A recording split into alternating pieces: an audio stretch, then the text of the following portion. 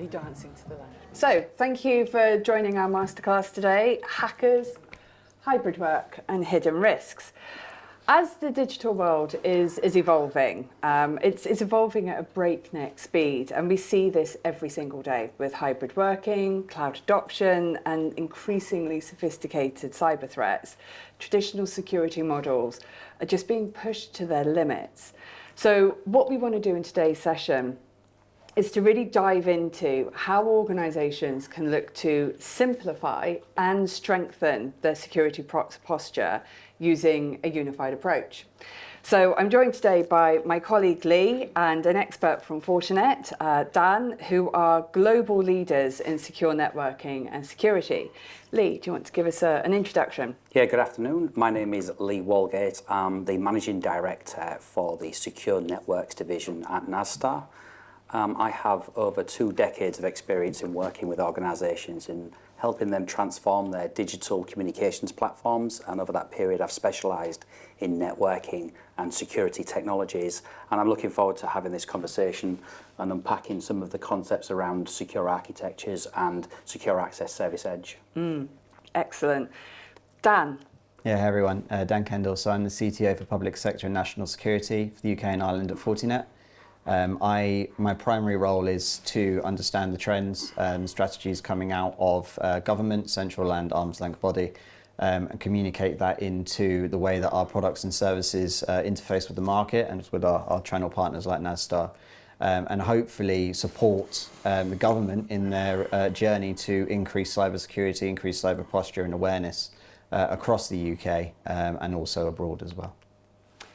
Perfect. So what I want to do is to dive into what is SASE, what does it mean, explore some of the rise of zero trust, and share some actionable insights with the team here today. So let's get started with the big picture. I mentioned earlier around the evolving threat landscape and what we're having to deal with every day as organisations. Lee, can you just give me an idea of why traditional security models are really struggling with hybrid working and cloud-first environments? Yeah, sure. So there are a number of models that we struggle with, and one that seems to persist is this concept of castle and moat architectures that really just don't fit anymore. I think everybody could see immediately that perimeter, that posture just doesn't exist anymore. It did work, and we need to think back to the time it did work, where our users would go into an office every day, and the data and the applications that they would access would be connected to the same network that they were accessing. There's kind of a trusted and untrusted demarcation. So you had your applications and your data and your users protected by a layer of corporate firewalls, and you had this trusted private network and an untrusted network, which was internet connectivity. And clearly that is gone. Our users are hybrid. They're in and out of the office. They're connecting primarily using internet as their method of connection to the enterprise network. And more importantly, the data that they're accessing, the applications are now hosted on public cloud, so they're in multiple locations on public cloud. Now that's a problem if the tools and the security policies that we've got applied in those tools, the models that they work with, still assume that this posture is in place, this demarcation still exists. Like a traditional VPN, as an example, you authenticate onto a VPN, you're then seen as a trusted user, onto a concentrator, and you can move laterally across the organization. And that's often some of the reasons why ransomware or insider threats are still successful, because these holes exist in that old model of working. So we need to start moving away from tools that assume the castle and moat architecture is in place, and look to policies and tools that respect this hybrid way of working and move towards zero trust architectures. Dan, do you have any thoughts? Yeah, and I think if you look at the way that even just architectures have changed in the last 3 or 5 years since COVID, we have people, as you said, working from home, coffee shop working, but we also have architecture and medical IoT, OT that is increasingly internet connected. And if you look at the march of just that subset of capability, security isn't built into those. There is no secure by design. There is no secure by default. You have electronic vehicle chargers that have 4 5G SIMs in that send telemetry data home that typically are completely unsecure, and you're just relying on the system communicating to the system. We are looking now as a country, we are marching towards ever increasing amount of regulation.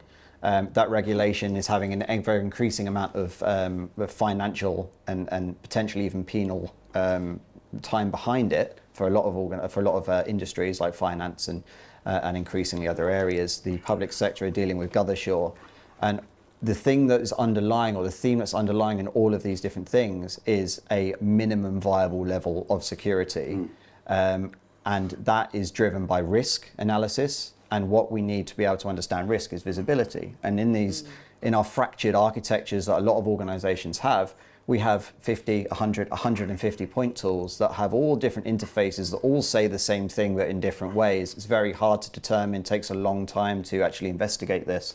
And we don't have the visibility we need to accurately assess our risk.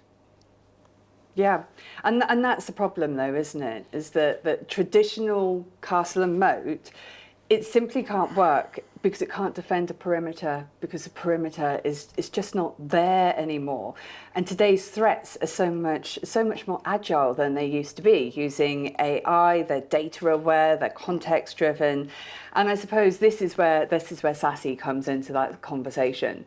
So for those who are not familiar, Dan, could you break down for me what is SASE? And how does it help to tackle these new challenges that we're now facing? Yeah, I could talk about this for a long time, and we've only got 20 minutes. Keep it brief. So look, there's marketing's not here, so I can say this.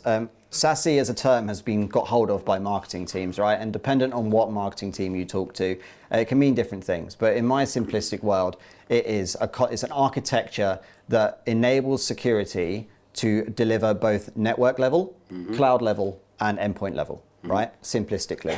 And no matter where the user is, what endpoint they're on, how they're connecting, that service, that security, that minimum baseline is following them.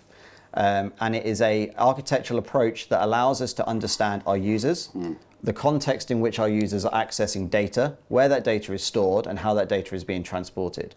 And importantly, the visibility that gives from a logging perspective, but also from a management perspective, is continuous from the endpoint through the network into the cloud, wherever that cloud may be, SaaS, hyperscaler.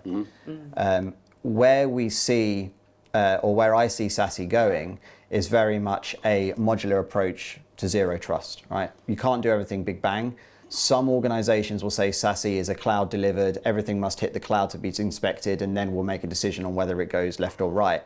In my world, that is just taking a traditional castle and moat approach of everything's in my data center, and I'm doing my security now in someone else's data center, and they're paying me for the bandwidth to send everything there. It doesn't compute, joke intended.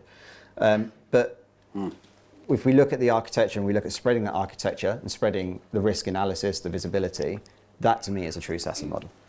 Yeah. And that's the thing, is that we need to stop thinking about SASE as a mashup of networking and security. We need to be seeing it as a unified cloud native architecture, because that is what delivers the seamless identity driven protection wherever your users are. So let's have a look at how SASE really works in practice. Because it's great talking about it as a concept, but how does it work for an actual day-to-day organization, Lee? What changes day to day is really how users access data. So we've said we've moved away from trust models and castle and moat. We've moved to zero trust. And what does that mean? So means we treat every network that we attach to like it's a coffee shop. It's like it's the public Wi-Fi connection that we just know is untrusted. And that mindset shift, when we make that mindset shift, it means we stop protecting the network asset or trusting the location. And we start applying security policies to the data that our users are accessing and the user themselves. And that policy then moves with the user irrespective of the location. And that's exactly what you get when you deploy SASE. And the trust relationship then becomes intelligent. So we measure the trust relationship in an intelligent way using three ways really. Firstly, it's continuous. So the trust relationship isn't just done once at authentication on logon. It's continuously assessed. Every session, every request for data is monitored.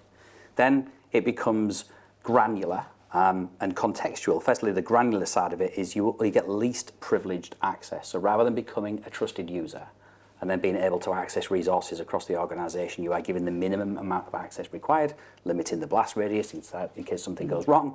And then finally, it's contextual. And what that means is we are continuously, once you've authenticated and you've got this granular level of access, we're continually measuring for things like threats, the location of the user, the device, and if there are threat signals, access to data can be revoked in real time.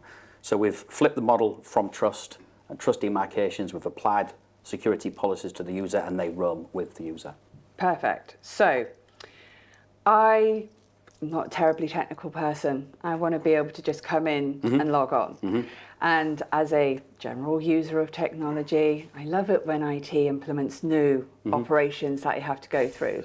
User experience is key here. So if I just want to come in and get on with work, how does Unified SASE make that easier for someone like me? So the key to that, and the word we try and use, and what we're certainly trying to achieve for the end user, is a ubiquitous type of access. So we want the users to have zero regard for the location that they're accessing their enterprise data from. So we're not training them that a coffee shop is an insecure network anymore and you need to connect to VPN. It's all done seamlessly in the back end.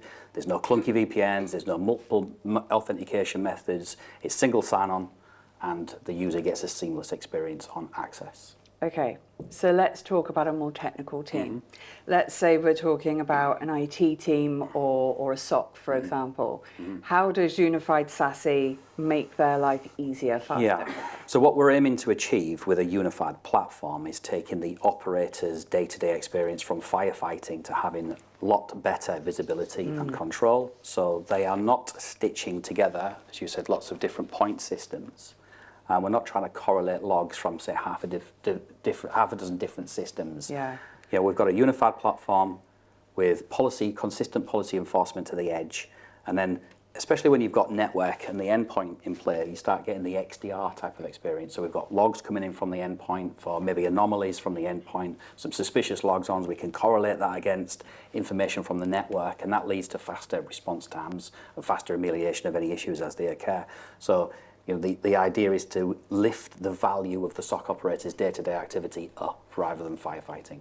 Perfect. So it means that SASE, it stops that security from being a barrier and turns it into an enabler, because it means that your IT teams are providing smarter protection, faster responses. It's a single pane of glass to be able to see and report around. So let's talk about this with some real life examples. So Dan, could you share with us some examples around how Unified SASE has delivered measurable ROI? That's the key to this, is where can we start to see ROI for organizations? Yeah, and ROI is it's always a bit of a fluffy topic because you can make numbers up. But if you look at the hard and then soft return on investments, if we go back into the conversation around vendor sprawl and point product sprawl, right? There's a very obvious hard return on investment. If we start to converge and consolidate the number of point products we're actually using as a team, then naturally our renewal costs are going to go down, our licensing costs are going to go down over the term, whether that's 1, 3, 5, 15 years, right? It doesn't matter. But the softer ones, and especially when you look at a SASE architecture that's a modular approach, if we start looking at procurements and the way procurements have evolved over the last 3 years, they're moving away, or procurement teams are moving away from the concept of, I have a challenge, I'm going to go to use this point product, and I'm going to use this point product for this challenge. Now I've got a new challenge, we'll go to procurement and we'll do this. It's moving into more of an outcome-orientated, project-focused methodology. And what that is allowing for is these 3 or 5 year business plans that enable investment in a use case, i.e. day one, let's say a secure networking internet first model in SD-WAN, to be re-leveraged 3, 4, 5 times throughout the next 3 or 4 procurements, driving down the total cost of ownership in the initial outlay, but then driving more capability out of it as we move through. The softer elements to that then enable us to say have less things for our people to be trained on and manage. Therefore, I don't know if anyone's done any hiring in the room, but hiring someone that knows 3 or 4 products very, very well is very, very hard. Retaining that person is arguably even harder. But if we are able to hire someone knowing, on 1 product or 2 products, it means we've got a higher pool to be able to hire from, and we're able to retain that person. But also it means that we're not making changes to multiple different point products to do the same thing. We're increasing efficiencies. We are therefore reducing risk of human error, therefore reducing risk of breach. There's so many different soft return on investments you get that are slightly harder to quantify but can be quantified. And then last but not least, the main one is agility, right? So if we're working in an architecture that can pivot quite quickly, let's take AI as an example, right? Who knows what their users are putting into ChatGPT if they're not on network? What prompts are they using? What data are they uploading? Unless you're outright blocking it. But the business doesn't want you to block it because there's productivity gains. But with a SASE architecture, you can see those prompts no matter where they are. You can block keywords, you can enable DLP. So it enables business agility and enables the CIO or the CISO or both to go onto the board and say, no, look, actually, we're a revenue enabler. And that suddenly starts unlocking doors to funding. Lee? Yeah, I think the only thing really to add is I agree, there's lots of different points where you can get return on investment depending on who you are and where you're working from and where the starting place is. I think what we've tried to do at Nasstar is speed up the return on the investment to get to the ROI piece. And we tried to remove the obstacles and the hurdles that are in the way to deliver that ROI. So one of the game-changing things we've done as well, and it's only been enabled by the way that the SASE architecture is deployed, because it's got automation and orchestration and role-based access control against all of the tools we're using. We've been able to create a co-managed model, and that's removed a couple of barriers. One of the barriers we face with our clients is that we see that there's some reluctance sometimes to migrate from one tool set to the unified SASE experience, and the fear is being locked out of the infrastructure, losing control, maybe the agility to make their own changes, fear of putting all the eggs in the basket of the managed service provider. So with a co-managed model, it's much more of a partnership. So that accelerates the adoption. It removes some of the barriers, and it also accelerates. You mentioned about training staff, the learning curve. What you get there is the best of both worlds. So you can, as you skill it up, you can start implementing some of your own changes, doing some of your own change control, but still get the benefit of having an MSSP on board to do the 24/7 service where needed, or some of the more complicated changes. Yeah. And this is the thing, is that I'm in marketing, and we use SASE as a bit of a buzzword because it's, it's cool right now. You tag that in with AI and it's really cool, but it's not a buzzword. It's a journey that these organizations are going to be going on. And I think it's really important to remember that, you can't just go and buy SASE off a shelf. It's definitely a selection of products that you go at as it makes sense for your organization. So we can see that obviously bringing SASE into a business really can unlock ROI in so many different ways. It gives you access to more tools while consolidating those tools as well. And it gives you that phased journey into zero trust. So Dan, if there were key takeaways that you wanted the audience to take from this today, what would they be? Several thousand. I guess the main one for me really is, a SASE architecture is a journey. Everyone that's ever said anything about zero trust, everyone has a zero trust something, right? Zero trust endpoint, zero trust edge, zero trust whatever. But zero trust, as we all know, is a lot more than just technology. It's HR, it's policies, it's the way that people work. What the SASE architecture gives us is that staged approach to that end goal. Will all of us get there? No, maybe not. But what we will be able to do is deliver an architecture that enables the visibility for a business to accurately be able to assess its risk, put the controls in place for its most risky users or its most risky data. And what you'll eventually probably see is that you will have a semblance of zero trust just in that journey and just in that initial adoption of a true SASE architecture. The other thing for me really is, what one of the things that Fortinet really, or we rely on, is partners like Nasstar who, have boots on the ground. They have the capability, the people, to be able to be that trusted provider, be that trusted supplier to you guys, and help you on not just the technology journey, but the business case journey and the 3 or 5 year roadmap journey as well. Yeah, I would add that, as you say, from the trusted partner perspective, Nasstar have invested heavily in our relationship with Fortinet. We're one of only 2 partners in the UK who have got the suite of certifications we've got. So we've got certifications across SD-WAN, the operational technology, if you're into the manufacturing segment, on security operations and SASE, so we're well placed. And the journey piece, I totally agree. It's certainly not something you just buy a SASE service and turn it on. What we've done at Nasstar is we've created an adoption roadmap of frameworks to meet our clients wherever they are on that journey. So you may have a piece of software that's becoming end of life or end of support that needs to go first. You may have had a security assessment and there's a specific threat that we need to start on. So we're not providing an off-the-shelf managed service. It's very much tailored to meet our clients on their journey towards the adoption of zero trust architectures. Perfect, thank you.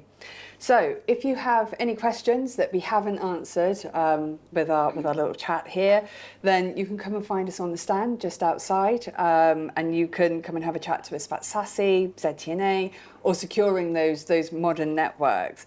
And we've got the team here from both Nasstar and Fortinet, so you can talk to us both at the same time.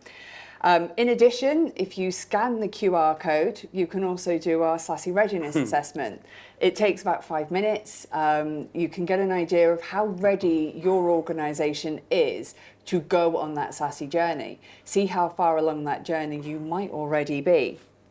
And if you do that and you request your personalised report, you can be entered into our giveaway, and Lee chose our giveaway prize. It's a Sinclair Spectrum 48K rubber keys. There you go. You did have to explain what that was to me as well. And it brings this smile to his face every time we talk about it. So come along and see us on the stand. Don't miss your opportunity to find out how SASE ready you actually are, and speak to our team. But thank you very much for joining us. Thank you. Thank you. Thank you.